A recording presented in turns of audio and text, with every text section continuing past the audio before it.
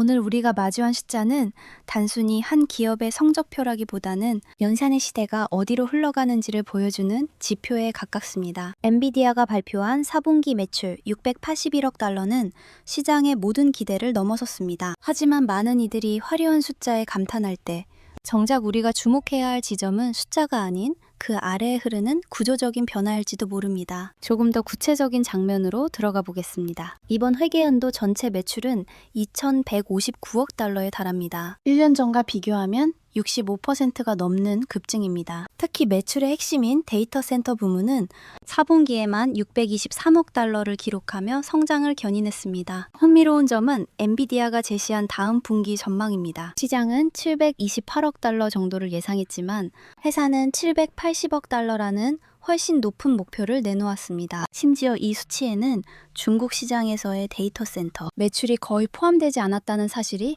시장을 한 번 더 놀라게 했습니다. 그런데 여기서 한 가지 질문이 생깁니다. 모두가 인공지능의 승리를 외칠 때 왜 게이밍 부문 매출은 오히려 전분기 대비 13% 감소했을까요? 월가의 예상치인 40억 달러에도 미치지 못한 37억 달러에 그쳤습니다. 인프라에 대한 투자는 폭발하고 있지만 일반 소비자의 영역에서는 다른 기류가 읽히고 있다는 신호일 수 있습니다. 기술의 중심축이 이미 개인의 경험에서 거대 기업의 인프라와 추론의 영역으로 완전히 옮겨갔음을 보여주는 단면입니다. 이 지점에서 젠슨 황 CEO가 언급한 에이전틱 AI라는 단어를 복기해 볼 필요가 있습니다. 단순히 묻고 답하는 수준을 넘어 스스로 판단하고 작업을 수행하는 AI로의 전환점이 도래했다는 선언입니다. 실제로 엔비디아가 공개한 새로운 플랫폼들은 토큰당 비용을 10배 가까이 낮추는 데 집중하고 있습니다. 이는 AI가 이제는 신기한 기술을 넘어 경제적인 도구로서